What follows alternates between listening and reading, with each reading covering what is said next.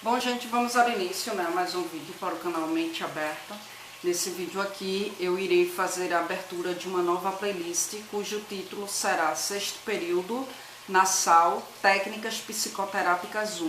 É uma playlist que visa aí explanar os assuntos dado em sala de aula na faculdade a qual eu estudo referentes a essa disciplina, certo? Então, a minha professora abordou recentemente um texto que na verdade é um artigo da Leia, certo? Não vou aqui mencionar o sobrenome, porque é um sobrenome complicado e aí para não cometer equívocos referente à pronúncia, eu irei me ater ao primeiro nome, certo? Leia é do Instituto de Psicologia da USP e o seu artigo trata-se das clínicas, diagnóstico e tratamento. E aí é um artigo que vem nos trazer uma análise das questões que limitam o domínio da clínica médica, certo? Ou seja, a clínica positiva, né? Ou seja, aquela que é objetiva, cientificista, né? E uma vez sendo uma clínica positiva, é muito fundamentada ao positivismo de Kant, né? Onde defende aí a ideia de que o conhecimento científico é a única forma de conhecimento verdadeiro. Então, a clínica médica e a clínica psicanalítica, segundo o artigo, são constituídas de duas configurações diferentes, ou seja, cada uma delas se utilizam de referenciais muito próprios que determinam trabalhos distintos. E por que é importante em técnicas psicoterápicas 1 estudarmos, né, um pouco, analisarmos um pouco a clínica médica? É justamente para que a gente possa entender a saída de Freud da clínica médica, certo? Para fundar a clínica psicanalítica. Uma vez que Freud é médico, né, com especialidade em neurologia, então faz-se necessário a gente fazer essa análise, até para que a gente possa fazer o paralelo, né, das diferenças e similaridades que existem entre a clínica médica e a clínica psicanalítica, certo? Então, o que é que acontece? O artigo ele tem como objetivo levantar um breve histórico e aí examinar, analisar mesmo cada profissional, tanto da clínica médica quanto da clínica psicanalítica, no que diz respeito ao seu posicionamento frente ao sintoma do paciente, frente ao processo de diagnóstico, frente ao processo de tratamento, tá? Diante das apelações do ser humano, Leia vem frisar isso no artigo, né? Diante das suas apelações, frente às suas dores, isso há séculos, tá? Se tem a necessidade de alguém que pudesse lhe proporcionar alívio, né? E aí, como o artigo explana, a partir disso vai se desenvolver um espaço que dá vazão ao aparecimento de pessoas com disposição para ajudar os outros. A partir disso, temos os médicos primitivos, que têm uma certa aproximação com o médico atual, mas, ao mesmo tempo, um distanciamento, tá? E aí essa aproximação se dá pelo cuidar do outro, pela disposição em se doar ao outro, para curá-lo, para salvá-lo da morte, né? Para tornar amena a sua dor, para tornar ameno o seu sofrimento. Mas como eu falei, do mesmo jeito que há uma aproximação, também há um distanciamento. E essa distância se dá pela falta de cientificidade, né? O distanciamento do médico primitivo para o médico atual se dá pela falta dessa cientificidade. Então Leia, ela vem nos dizer em seu artigo que para a medicina a experiência com pacientes é muito antiga. A observação clínica e a clínica médica, elas existem há muito tempo, mesmo que de maneira informal, tá? A prática clínica que hoje conhecemos, né, dentro do campo da cientificidade, dentro do âmbito da cientificidade, só começa a ser produzida no tempo mais recente da história ocidental. A medicina como ciência clínica aparece no século XIX.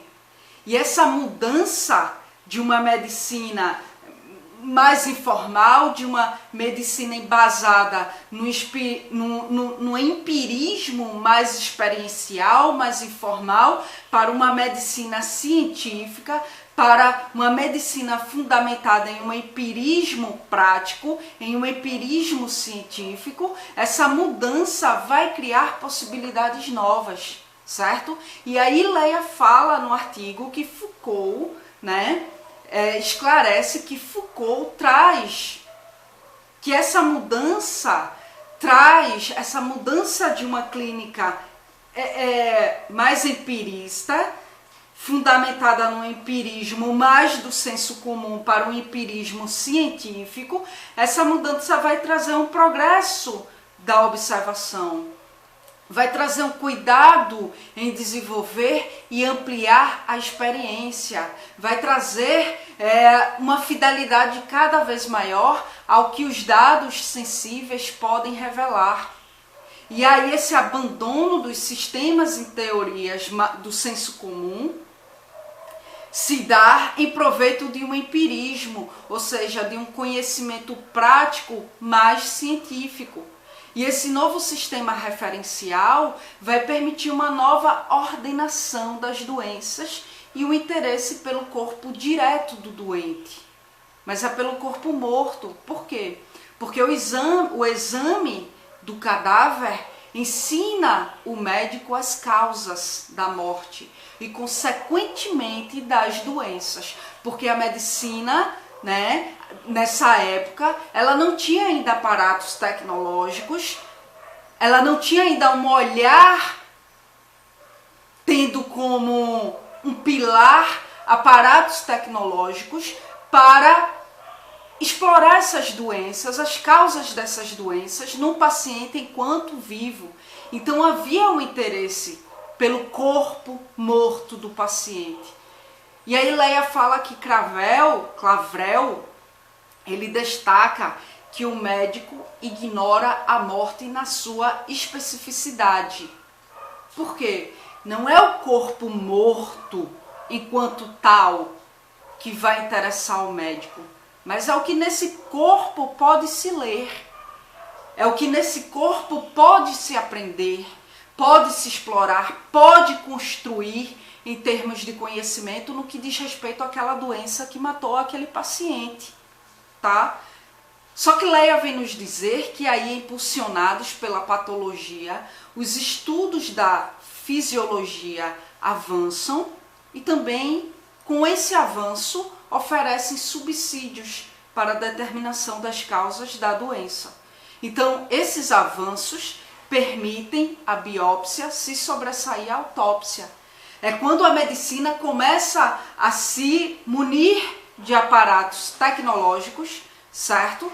E aí, com esses avanços, os exames clínicos passam a ser aparatos fundamentais para a exploração da doença num paciente enquanto vivo, para análise dessa doença, para os estudos dessa doença num paciente enquanto vivo.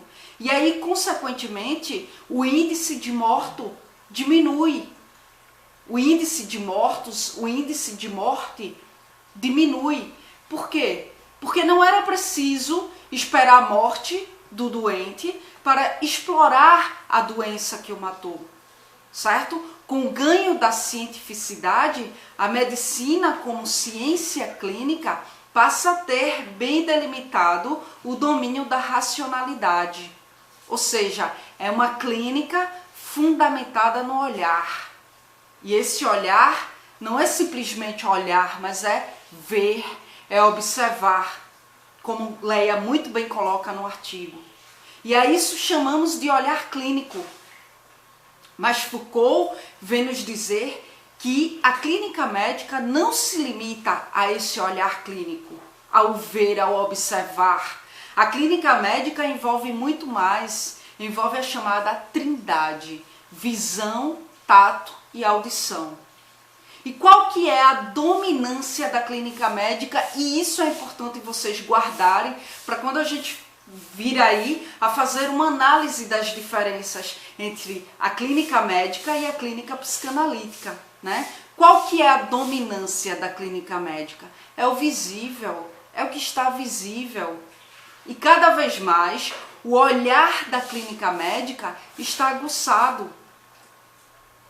Está aguçado pela aparelhagem tecnológica. Leia no artigo, traz claramente que para o reconhecimento da doença, para o reconhecimento de determinada doença, é necessário a existência de doença nitidamente definidas. E para definir essas doenças, é preciso que esse olhar clínico esteja aguçado cada vez mais. E tendo como pilar essa aparelhagem tecnológica. O processo do diagnóstico na clínica médica, minha gente, requer que a doença tenha uma definição clara, tenha uma definição racional. E para se chegar ao diagnóstico, o médico ele segue todo um roteiro, visto que o processo de diagnóstico precisa ser regido para que assim possa ser estabelecido o tratamento adequado. O tratamento adequado. E aí, dentro desse roteiro, eu posso mencionar para vocês a observação dos sintomas e uma escuta seletiva. O que é essa escuta seletiva dentro da clínica médica, Carla? Essa escuta seletiva trata-se de captar no discurso do paciente os dizeres relacionados, os dizeres associados a um substrato orgânico, a um resíduo orgânico. O médico precisa estar atento ao que o paciente está falando no que diz respeito a o que ele fala, né, que vai ser importante para levar o médico a substratos, a resíduos orgânicos que possam assim fazer com que ele chegue a uma conclusão no que diz respeito à doença que acomete aquele indivíduo, certo? Então, gente, eu vou finalizar aqui, mas a gente continua ainda falando desse assunto, desse artigo, no próximo vídeo, tratando-se dessa playlist, tá? Vou encerrar aqui para não ficar muito longo e cansativo para mim e para vocês. Mas aí eu volto conversando com vocês sobre essa saída de Freud da clínica médica, né, para a clínica, como é que eu posso dizer, essa formulação, essa construção, digamos assim, da clínica psicanalítica e o que é que difere, né, a clínica psicanalítica da clínica médica, tá bom? Então, gente, na descrição do vídeo vai estar o meu e-mail. Quem tiver alguma dúvida pode entrar em contato comigo através do meu e-mail. Eu trago a tua dúvida para dentro da playlist Carla Responde, tá? E aí, se você também tiver interesse em algum assunto e queira que eu explore esse assunto aqui no canal, você pode enviar o teu e-mail solicitando e eu trago para dentro da playlist a pedido, certo? Só peço que vocês tenham um pouco de paciência porque eu recebo vários e-mails, certo? No dia, vários e-mails diários e eu vou atendendo por ordem de chegada. Não adianta pedir urgência para tirar dúvida, urgência para explorar assuntos aqui, porque eu realmente não passo ninguém na frente de ninguém para não ser injusta. Eu vou atendendo por ordem de chegada, tá bom? Na descrição do vídeo também vai estar o link das minhas redes sociais, Instagram, Facebook, certo? Então segue aí, gente, adiciona. Eu só não respondo mensagens via Facebook devido ao excesso de pessoas que mandam mensagem também diariamente e eu não consigo dar conta, certo? Só estou atendendo mensagens por meio do e-mail e trago a dúvida para dentro do canal, porque o que pode ser a tua dúvida pode ser a dúvida de outros, certo? Então, é isso, gente. E inscrevam-se no canal, aqui eu abordo vários assuntos dentro de várias áreas. A área a qual eu estou em formação é a psicologia, e aí por conta disso eu dou uma ênfase maior a essa área, certo? Mas aí eu abordo outros assuntos também dentro da área de humanas, além da psicologia, certo? Dentro da área de saúde, sobre as coisas da vida, sobre séries, sobre filmes. Então fiquem à vontade para se inscrever, tá bom? Se gostou do vídeo, dá um like. Se não gostou, dá um dislike. Mas coloca no comentário do vídeo o que foi que você não gostou, que eu deixei a desejar, para que daí eu possa melhorar quanto a minha forma de construir conhecimento aqui com vocês, tá bom? Então, obrigada pela atenção de vocês e até a próxima gravação.